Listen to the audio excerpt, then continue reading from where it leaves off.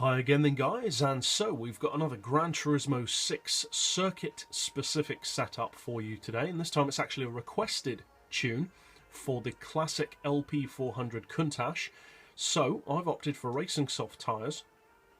For the suspension, I have to say I am shocked by how I ended up setting up this car, because I was expecting it to be, quite frankly, awful to drive. I'd owned it for a long time, but I always assumed that it handled like the Stratos. It looks kind of like it's from the same era, same country, and I just lumped it in with the Stratos, and the Stratos is notorious, of course, for its handling. But I have to say, I was prejudiced against this car. It is very good. So, we've got the ride height as low as possible to reduce body roll and to make it handle more like a race car. Springs we've increased to 925 and 975.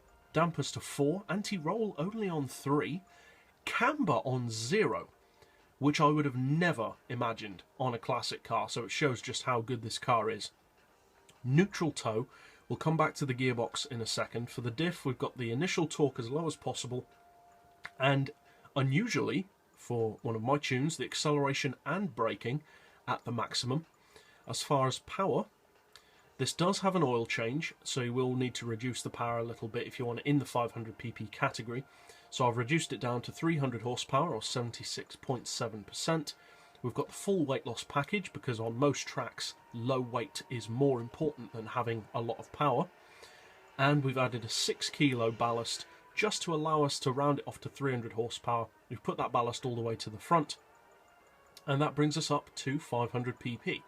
As far as the gearbox, we've got an auto setting of 180. Then for the individual gears, I've got 3.2, 2050, 1450, 1.1 and 875 with a final drive of 3.7. So now let's finally take it out to Spa to see how it performs. Now, as I said, I was expecting this, to be honest, to be not very good. I know that people like to use it online, like the Mazda RX-500 and the Suzuki GSX-R4. It is a popular, often considered to be OP classic car, especially for around the 450 to 500 pp level.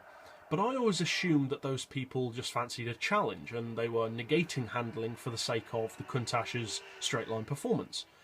But I was actually wrong, because the straight line performance is only as good as the handling, and the handling is brilliant on this car, which really shocked me. I was expecting to need probably 4 degrees of camber at least, tons of anti-roll, stiff suspension, and a really stiff diff setup. But as it happens, I only had to do some of those things. The most shocking thing overall has to be the camber. Having 0 camber on a 1974 Italian sports car shocks me.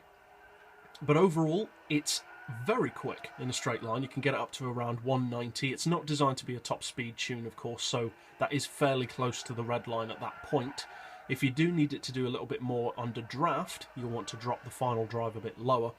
But it, as I said, does around 190 on the Nürburgring straight, and the handling is actually a lot heavier than I was expecting. I was expecting it to fishtail a lot, but there's absolutely 0 tail happiness to this car. It's actually the exact opposite. It handles something like kind of a rebodied classic prototype. It feels almost like a prototype race car, which is pretty cool. So if you decide to use this 500 pp build, obviously I hope you find it fun and competitive, and if you're new to the channel and you'd like to keep up with builds like this as soon as they're released, be sure to hit that subscribe button down below, and as always, thanks for watching.